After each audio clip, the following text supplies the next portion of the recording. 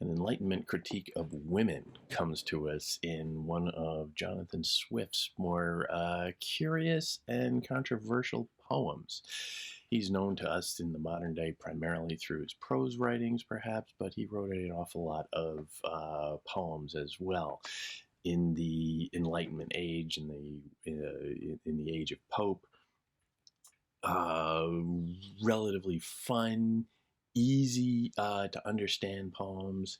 They're dog trot meter, simple rhyme couplets, very lighthearted and frothy in its style, and very biting in its attack.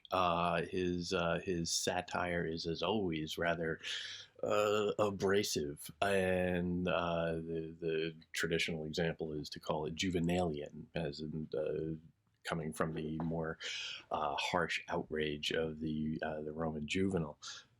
But in his use, it comes into particularly sharp examples, and one of the more interesting, one of the more certainly one of the more anthologized, and one of the funnier ones, quite frankly, but also a little disturbing, is the ladies' dressing room, which is an example of what a series of poems that are known, coming from Swift, as the scatological poems, or perhaps the excremental poems. And you can imagine, well, gee, what are they really about? Well, it's just really what's most memorable about the poem, and it's less about the aesthetic quality of it, less about the poetic form. As I said, the ideal of the Enlightenment poet is to be crystal clear and not get caught up in a lot of the vague abstraction of an earlier generation, but to try and make your point as clearly as possible, but taking advantage of all the opportunities of metaphor and symbolism over top. Well, less so of symbolism, I would say. But the idea is that the poem can be enjoyed on one level, which is a little disturbing, if not very funny, but also it proposes some very significant questions about the portrayal and the image of women in the Enlightenment era, and about the Enlightenment mode of critique itself, and the role of analysis and truth in society. And it's just a lot of fun. It comes to us from the year 1732. It was published, supposedly. 5 hours, and who could do it less in? By haughty Celia spent in dressing, the goddess from her chamber issues, arrayed in lace, brocade, and tissues. Strephon, who found the room was void, and Betty, otherwise employed, stole in, and took a strict survey of all the litter as it lay, whereof, to make the matter clear, an inventory follows here.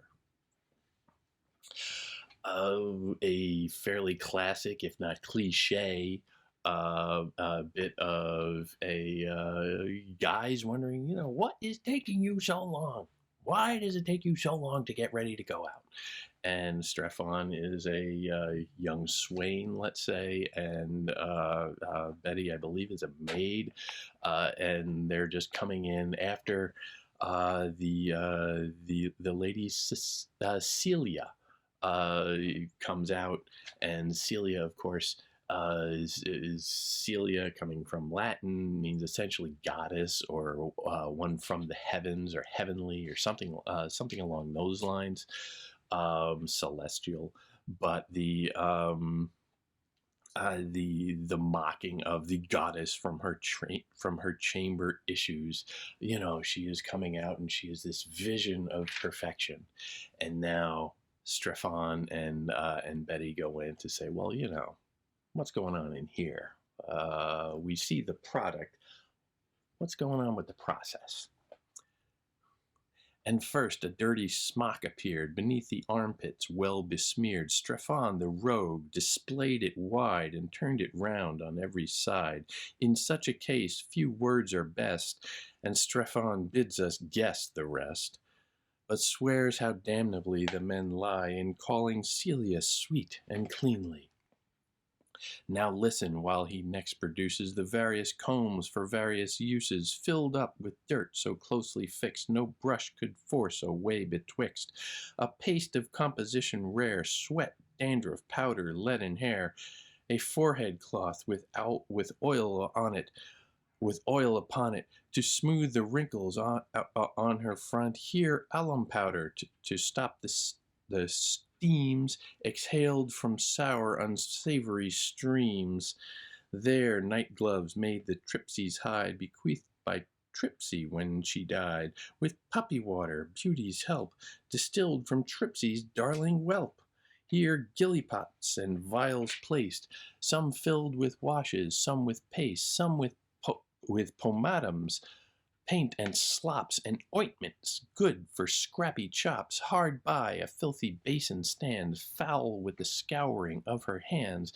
The basin from takes whatever comes, the scrapings from her teeth and gums, a tasty compound of all hues. From here she spits, and here she spews.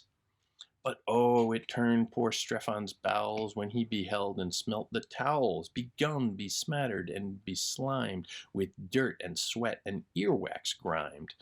No object Strephon's eye escapes here, petticoats in frowsy heaps, nor be the handkerchiefs forgot, all varnished o'er with snuff and snot.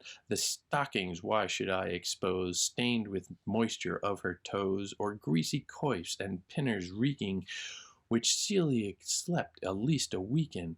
A pair of tweezers next he found, to pluck her brows in arches round, or hairs that sink the forehead low, or on her chin like bristles grow.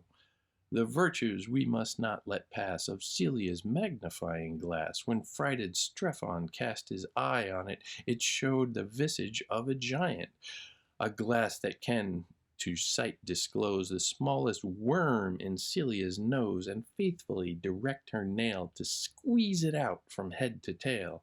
For catch it nicely by the head, it must come out alive or dead.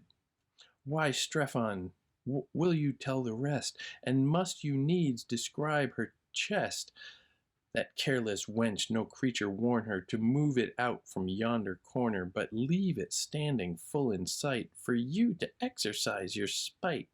In vain the workman showed his wit, with rings and hinges counterfeit, to make it seem in this disguise a cabinet to vulgar eyes, which Strephon ventured to look in, resolved to go through thick and thin. He lifts the lid, there need no more. He smelt it all the time before. As from within Pandora's box, when Epimethus opened the locks, a sudden universal crew of human evils upward flew. He still was comforted to find that hope at last remained behind. So Strephon, lifting up the lid to view what in the chest was hid, the vapors flew out from the vent, but Strephon, cautious, never meant the bottom of the pan to grope and foul his hands in search of hope. Oh, never may such a vile machine be once in Celia's chamber seen. Oh, may she better learn to keep those secrets of her, of the hoary deep. As mutton cutlets prime of meat, which though with art you salt and beat, as laws of cookery require, and roast them in the clearest fire, if from adown the hopeful chops the fat upon a cinder drops, to stinking smoke it turns to flame, poisoning the flesh from whence it came, and up exhaled a greasy stench, for which you curse the careless wench. So things which must not be expressed, when plumped into the reeking chest, send up an excremental smell, to taint the parts from whence they fell. The petticoats and gown perfume, and waft a stink round every room. Thus finishing his grand survey, the swain, disgusted, slunk away, repeating in his amorous fits, "Oh, Celia, Celia, Celia shits!" But vengeance goddess, never sleeping, soon punished Strephon for his peeping. His foul imagination links each dame he sees with all their stinks, and, if unsavory odors fly, conceives a lady standing by. All women his description fits, and both ideas jump like wits, by vicious fancy coupled fast, and still appearing in contrast. I pity wretched Strephon, blind to all the charms of womankind. Should I the queen of love refuse, because she rose from stinking ooze? To him that looks beyond the scene, Statira's but some pocky queen. When Celia all her glory shows, if Strephon would but stop his nose, who now so impiously blasphemes her ointments, daubs, and paints and creams, her washes, slops, and every clout, with which he makes so foul a rout, he soon would learn to think like me, and bless his ravished eyes to see such order from confusion sprung, such gaudy tulips raised from dung. It's a gross out poem. Yes, it is making that point very explicitly, and it's kind of, disgusting. And maybe it's funny if you find that funny. I kind of do. Maybe it's just repulsive. And yeah, that's accurate too. Nice little happy rhyme. Notice how you fall into the rhyme. You fall into the rhythm. It bounces along, it dances along, very bouncy and happy and frothy. And as I'm reading, I'm sitting there, I'm getting faster and I'm getting faster, and it's going towards the end of the line, going towards the end of the couplet, and it is very, very artificial. Um, that's significant. The disgusting aspect of it is very human, is very recognizable, it is very real. And the whole purpose of this poem, the whole idea of this poem, the conceit, is that Celia came out looking quite goddess like, came out of her dressing room looking quite lovely and quite perfect. But now we are taken in to see what goes into that. And it is artifice, it is artificial, it is art. She has been pomading herself in makeup and doing all these cleanly things, and she's picking pimples, and yes, she is using her chamber pot, and it is all kind of disgusting when you look at it. But that's humanity. That is the real aspect of the vision that you see before her. The goddess image is artificial. The reality is part of it, however. And here you can see the Enlightenment at work, the Enlightenment doing what it does, which is saying that, well, we need to study uh, the reality of the image Cecilia or Celia. We can't just take it at face value. We need to sit there and go and investigate. And Strephon does that as a good Enlightenment soul. He is motivated, however, by somewhat malicious motives, I guess you could say. He's going in there, and there's something quite nasty about what he's doing. And the poem says at different times, well, why are you doing that? And he's sitting there, and he's holding up her dirty underwear, and poking around. And why? What's the purpose? It seems to be quite cruel. And the poem does that as well. The poem puts you in that position of being with Strephon. It's like, well, okay, pump the brakes, pal, pull back. That's not necessarily very kind. Leave the lady her dignity. So it is part of the critical mode of the Enlightenment, but it's also a warning against it. Very much like a modest proposal is saying, well, okay, bear in mind human decency as well. If you are uncomfortable with what I'm saying, then consider that the next time you engage in this kind of academic exercise of exploration and investigation. Some things human beings just, decent people don't consider. Um, but that lightness of it, that frothiness of the diction and the meter and the simple coupleted rhymes, the simple lines that always end nice and cleanly. At the end of a line, the rhyme always comes there. There's very little enjambment from one line to the other. Each line is clean.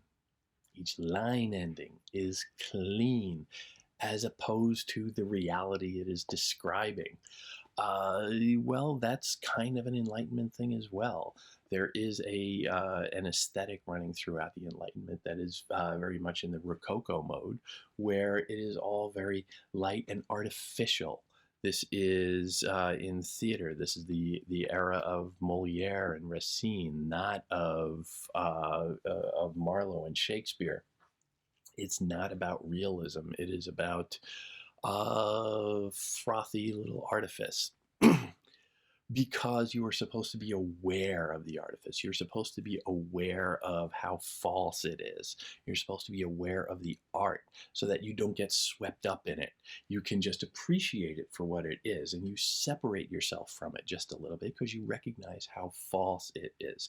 The rhythms of the poem, the meter, the rhyme, the simplicity of it, the little dog trot cascading aesthetic that it maintains is fake. It is not reality.